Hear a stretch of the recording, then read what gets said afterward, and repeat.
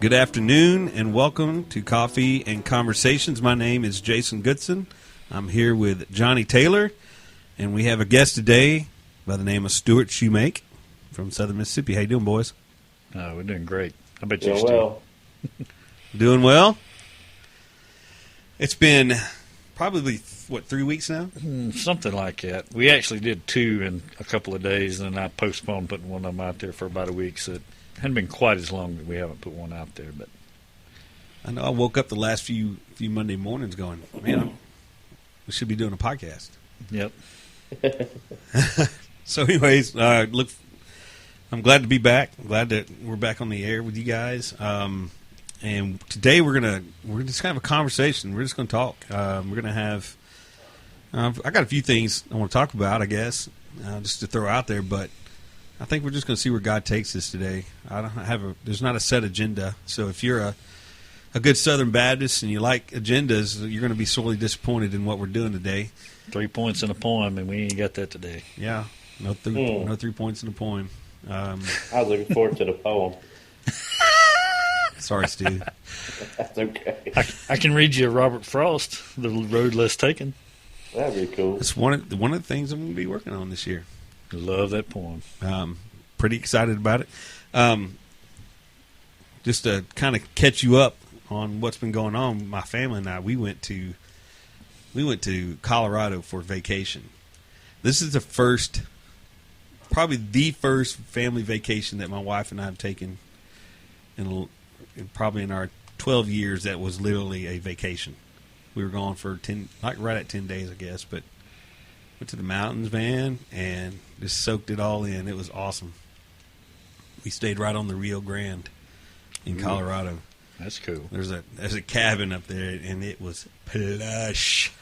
It was so nice. And just to be able to do that with my family now, we stayed in the cabin with her, her whole family and brothers and sisters, and it seemed like 13, 14 kids, something like that. Yeah. The nice thing about that, though, It was is that a relative owns it. Yeah. So yeah. So no daily bill for... Well, there was actually... Where we stayed, they rented. Oh, okay. Then her aunt and uncle stayed, and they hosted probably 11 people of their own.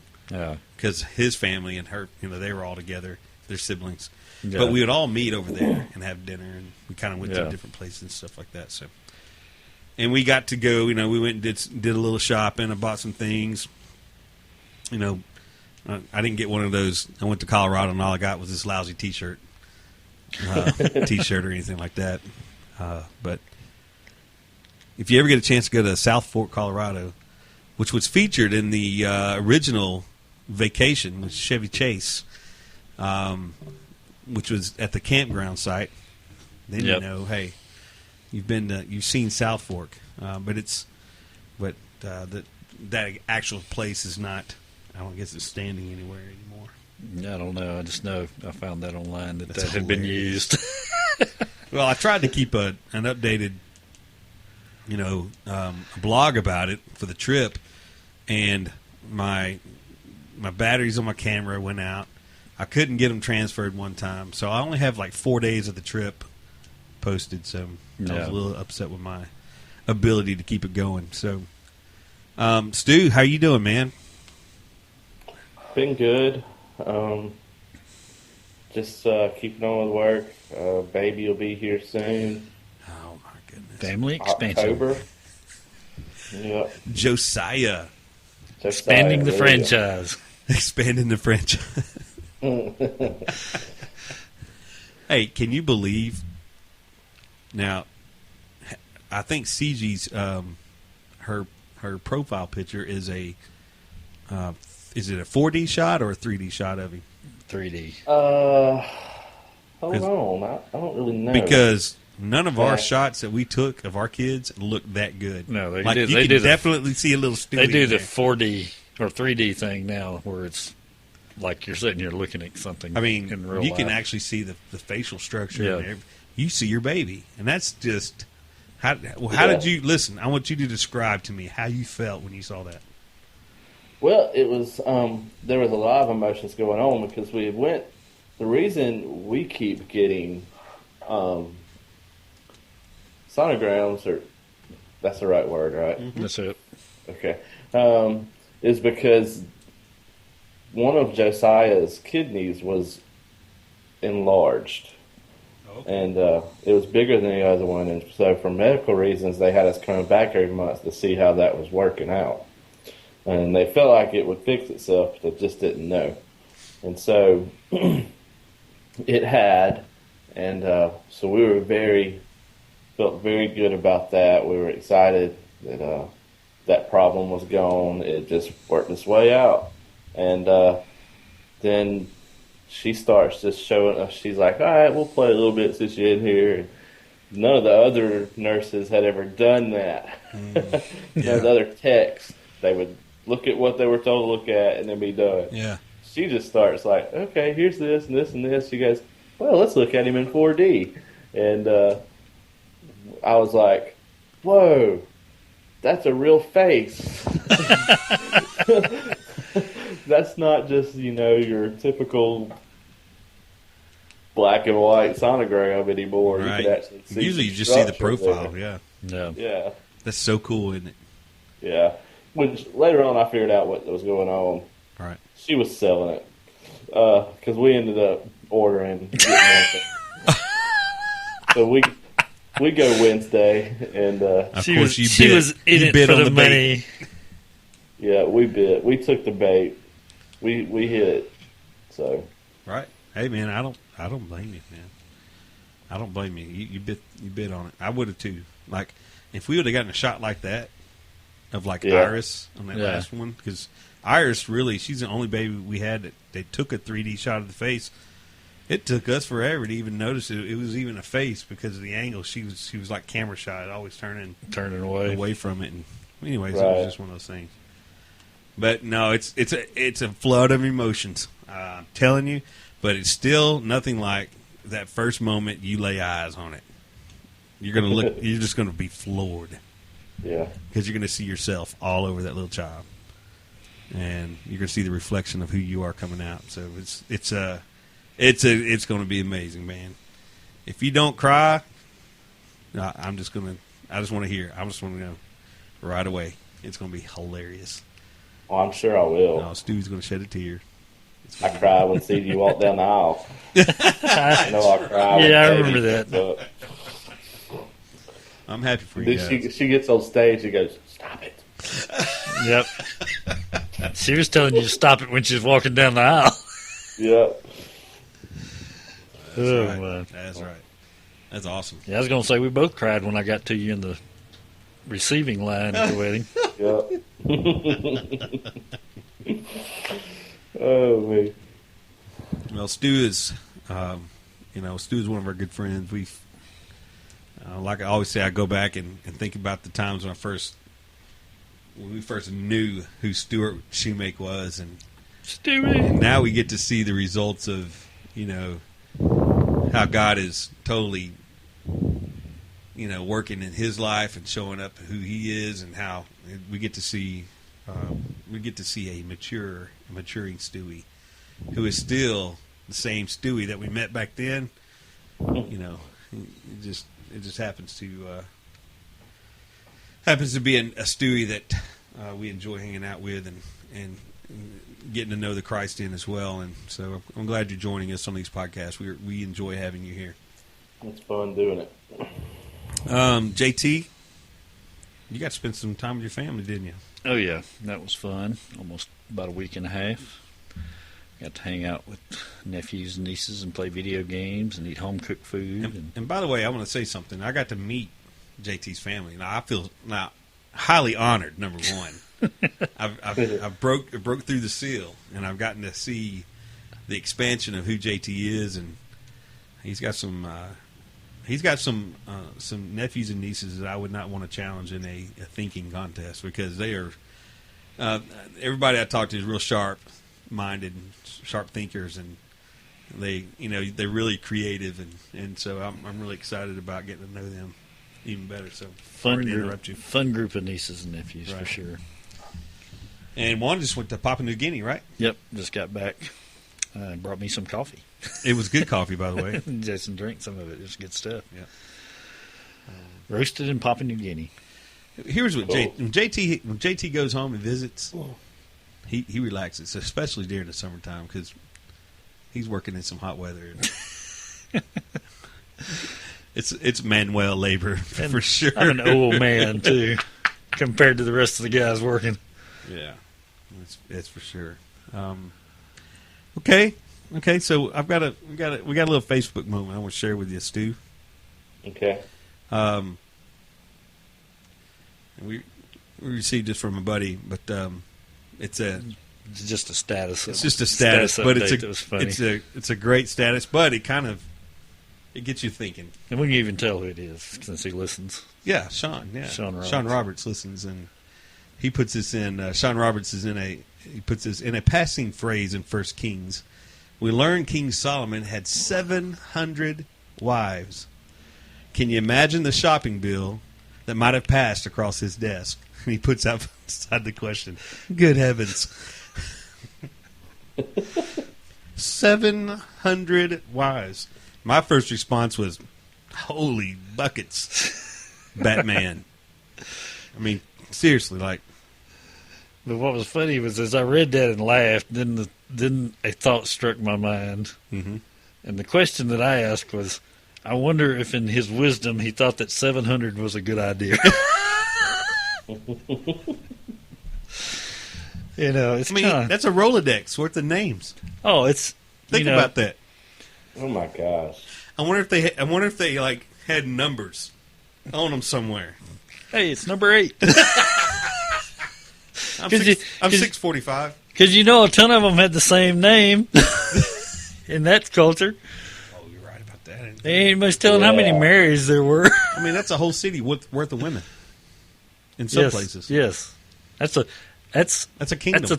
that's a sixth of the population of this town. I live with 4 women, and I love them with all my heart. But and let me just clear that up. That's 3 children and 1 wife. By the way, it sounded awful, didn't it? Might have done gone Mormon on us. And I love my wife dearly, but I can't imagine 700 more or 699 more. Well, just imagine, even if he saw 2 of them a day, it took him a whole year to get through all of them. Oh my goodness! Man. My thought on that is, though, and I'm just throwing this out here. I can't go and say, "Hey, the scripture says is not- this." yeah. This is just a thought. But what struck me about that is, if as wise as he was, I mean, he's got wisdom given by God, wiser than any person that ever lived and probably ever will live. Right? He's got that wisdom given by God. But this is the thing we forget. He also had that same flesh all of us have. Right. And so my thought is, even in all of that wisdom, did he let his flesh get the better of him? Did his flesh did he have the same type failures, and his failure happened to be he liked wives? I just can't imagine that it didn't. I can't either, because, I mean, to me, Scripture seems to point out over and over that one wife is the way to go. Right. But 700 is just, and then 300 concubines. They weren't even wives. They were just, Well, you think about his father, David. yeah. I mean, even David having to go through the guilt and shame over Bathsheba, Yeah. even feeling the guilt and shame over Bathsheba. Yeah. But I mean, 700. You wonder if he even had if there was even moments where he was going, "That was dumb. Probably Shouldn't so. have done that." But then his flesh saying, High maintenance. She's high maintenance. I can't take it anymore. but then the flesh going, I don't care. I don't care. I don't care. I don't know. That's great. Because he had the authority and the power to say this is okay. Yeah, you're right. You're right. But just back to that thinking of, even with all that wisdom, even if I knew all these mysteries and had all that wisdom, it's still dependence on God to keep me. Yeah. Which You're actually probably lead where some of the stuff you were thinking on today. right. Right. Well, just well, feeding off of that, you're talking about wisdom and talking about worrying. Stu, we have youth groups. We have kids that we are come in contact with weekly, and sometimes for only, well, for the most part, for 3 to 4 hours a week at the most, and sometimes less. And I don't know about you, but here's what I struggle with when it comes to, when it comes to preparing a lesson, and when it comes to, and as much as I talk with JT about what I'm doing, and as much as I study it, and as much as I know it walking in, and then sharing it, and then sometimes walking away going, man, did anybody catch that? Did anybody taste that goodness? And like Sunday night, it's Sunday night church is sometimes probably a lot more worthless than it is good for me. Yes. I don't know about you, Stu, but yeah. And here's the reason. The reason is it's not that it's not a good hangout time with my kids. It's that their eyes don't want to be there. Their body language does not want to be there, and so I'm having to try to find a way to transport. Hey, what are you going to walk away with knowing? And I've come to a point in my life, on a personal level, in my relationship with God. This is outside the church. This is outside of all of our meetings. And JT and I can, and you, Stu, as well, can concur with this, is that I've stopped worrying about myself spiritually. Okay? Mm-hmm. In other words, I'm not going to worry anymore about how God's going to make me grow. I'm not going to worry anymore about how much more righteous or how much more knowledge I'm going to gain, or what good nugget He's going to give me. I'm just going to continue to pursue Him. And to knowing, okay, that never ends. Knowing God is not bad, by the way, and pushing your kids to know God is not bad. Okay, Yep. Those things are not bad, and don't hear me say that but I'm not. I'm going to stop. I've stopped myself from worrying, and I'm also going to quit worrying about how they're going to grow as well. In other words, because here's what I beat myself up over more in the last 2 years, is whether or not they're getting it, is whether or not they're taking home God, and I still have to remind myself constantly that it's not up to me for them to grow spiritually. It's God's business. God's business. Mm-hmm. I don't know. What is your feeling on that, Stu? Do you struggle with that, or you have any? Totally. I understand. We make it about ourselves when a big God thing don't happen in our kids' lives. Right. When really all we're doing is there to love them. Right. Give them an example. Taste of God. Taste of God. Right. That taste of it's- God. Good. That's good. It's Him that does the change. Mm-hmm. It's Him that brings revelation. And yeah, Well, it's just like when I go out, when I see you guys, when I saw y'all at camp, we didn't have to have a huge God experience to enjoy each other while we were there. right. We were just chilling and enjoying each other's friendship and company. Yeah. Right. And that's me. That's where it comes from me. I feel like if there's not a huge God experience going on, then either I'm not seeking Him hard enough, or I'm doing something wrong, Right. and I make it about me when it's Right. really just enjoy Him. I had a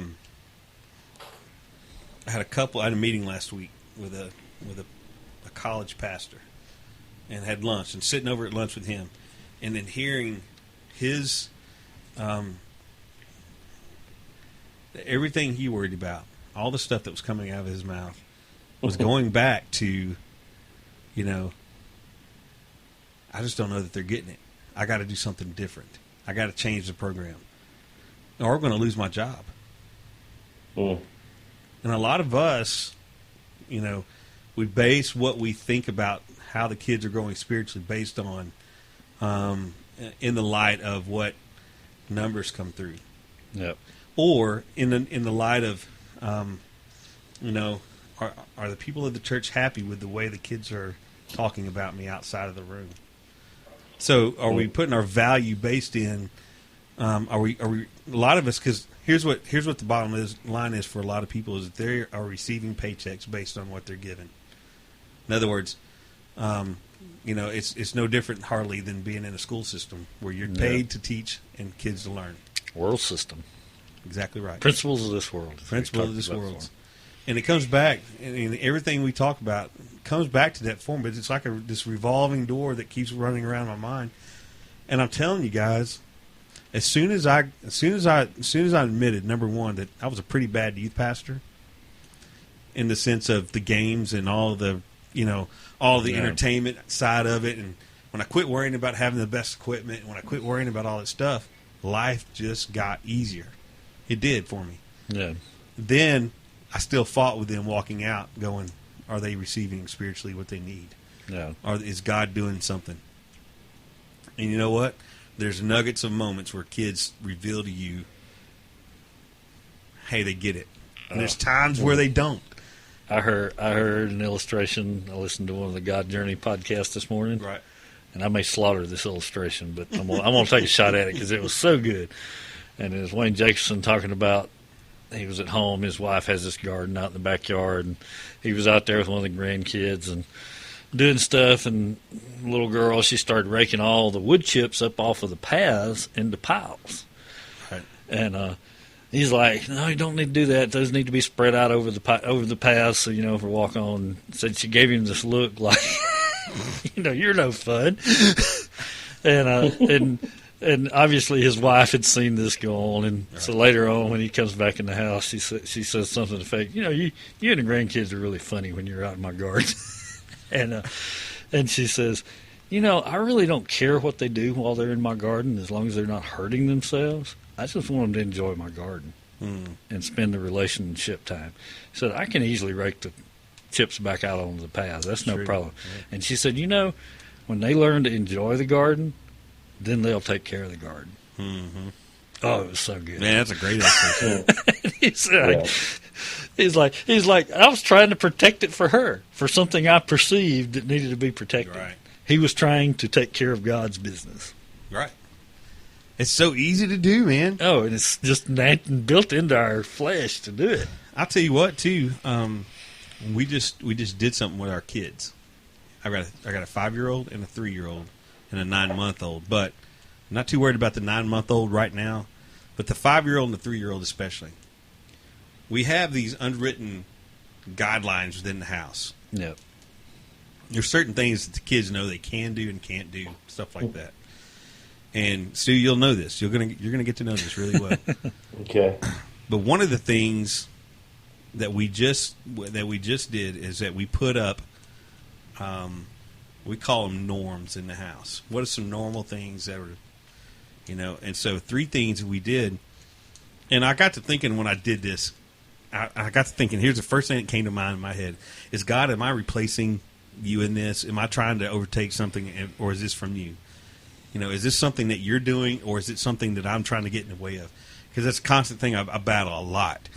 And so here I am, and we're walking through this. So our first one is be nice to all. Okay, be nice to everyone. The second one is help clean, and the third one is enjoy God. Okay, now in those three things, it's a broad. We cover a broad range of things. But here's what I begin to see, is that Zoe and Lucy look at this, and it's not like a law set out that's over to beat them over the head. They see it as a reminder in the sense of when we're in the house, it's good to be nice to other people. Yeah. Treat people the way you want to be treated, and you'll see the result.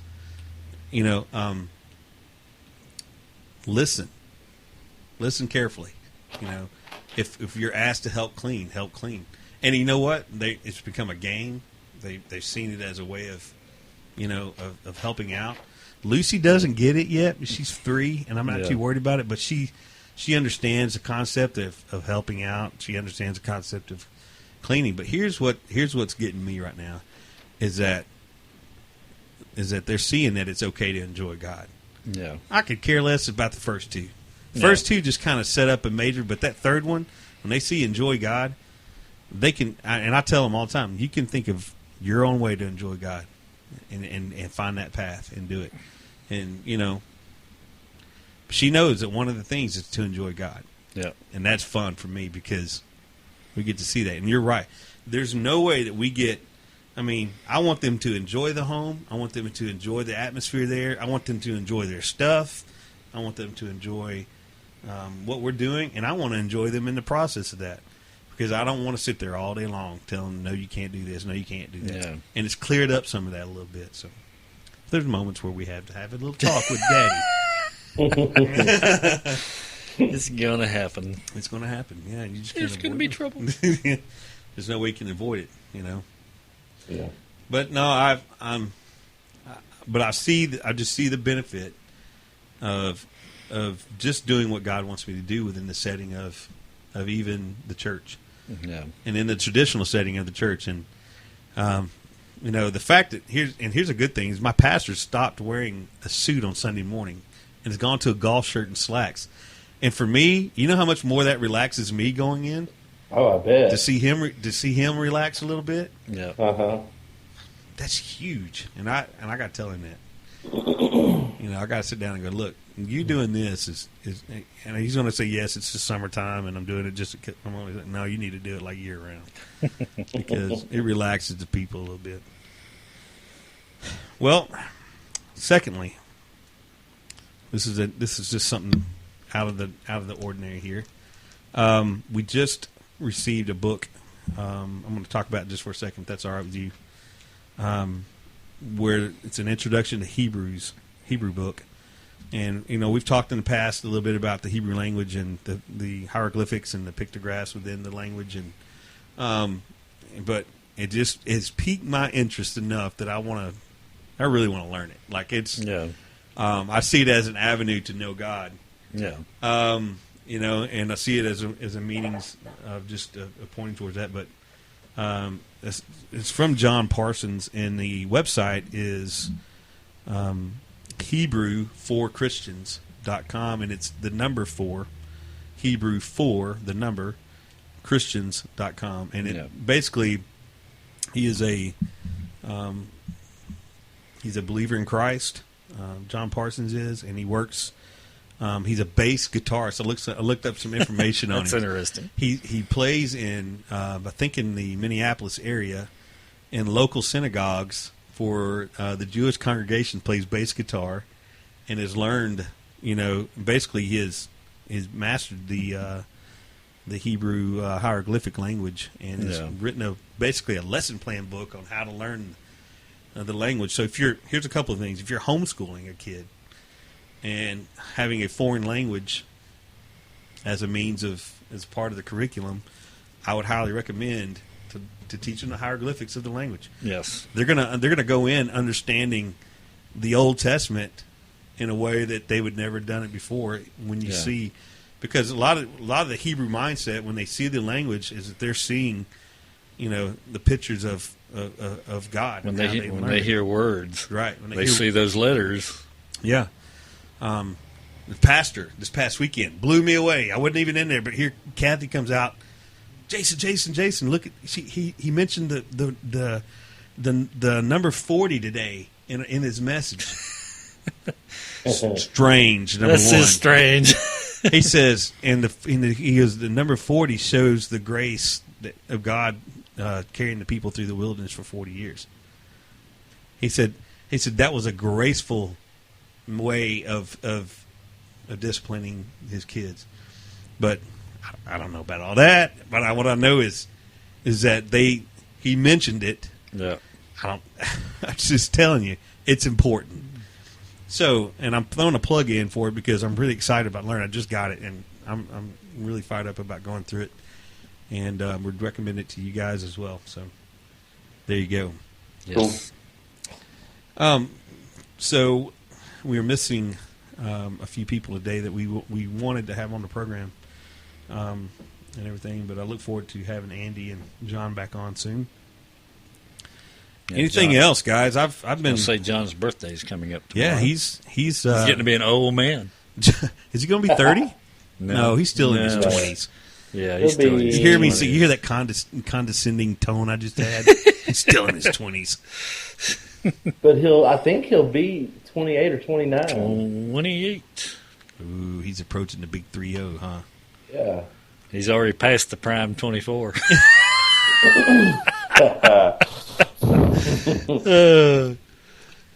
My goodness. No. Well, I've got coming up in December.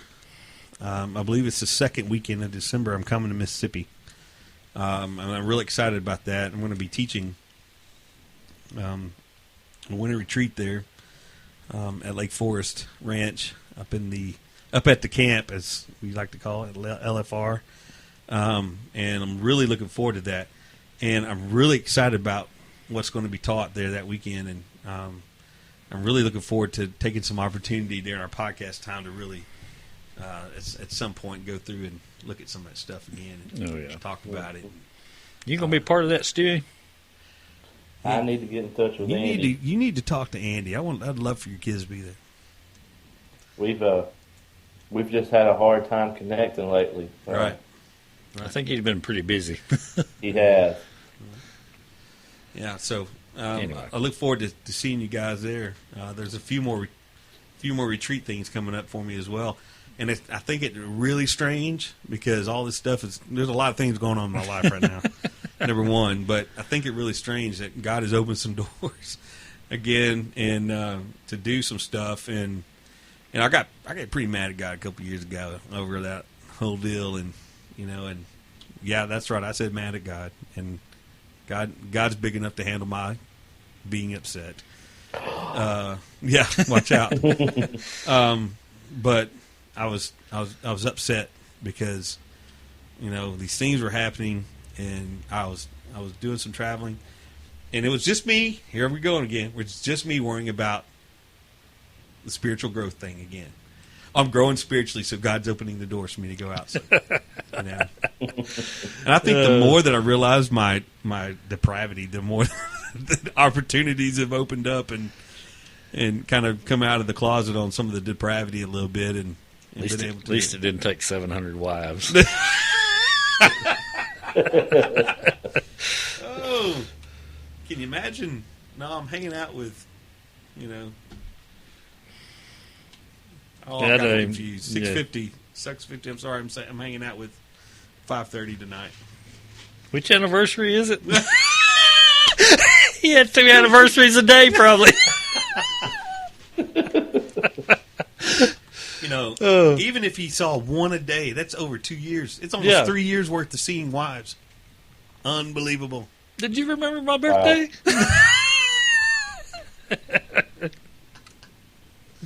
That's way too many parties. Oh, my. Too much cake and ice He's cream. king. I bet he just said, okay, from now on, everyone's birthday falls on this day, and we'll have one big party. Probably so. Yeah, it's outside the box thinking, Stu. I like it. I like it. I bet that's what he did. Yeah. I don't know, but he could write some poetry. Oh, yeah. That's why he wooed some of them, I bet. Oh, yeah. Poetry gets him every time. Oh. Well, anything else, boys, while we're on the subject? I think I'm done for the day. Think you're done? How about you? Good. Hey, guys, we're glad to be back on air, and we're going to be looking at the Book of James also, I think, this fall. We're going to look at some other things we've been talking about. We're going to have to figure out when there's going to be time. Well, no, we can do this. It's going to work. We're going to do it. But we're going to be looking at the Book of James, and JT, we're looking at the rich young ruler, and I'm excited to see where that's going as well. It's interesting because our small group here at the church is going to go dig into James. Ooh, seriously? Someone requested it, and that's what we're doing. So, Yeah. Well, maybe we can all collaborate. yeah, I might get fired before it's all said and done after all. Hey man, James is the most graceful book in the Bible. That'll Yep. get you fired right there. Yep. Pretty much. That's what Norman Grubb said anyway. I look forward I to kind of believe you. I look forward to going through it and seeing it. So, Cool. well, that's it from Coffee and Conversations. We'll see you next week. Have a good week.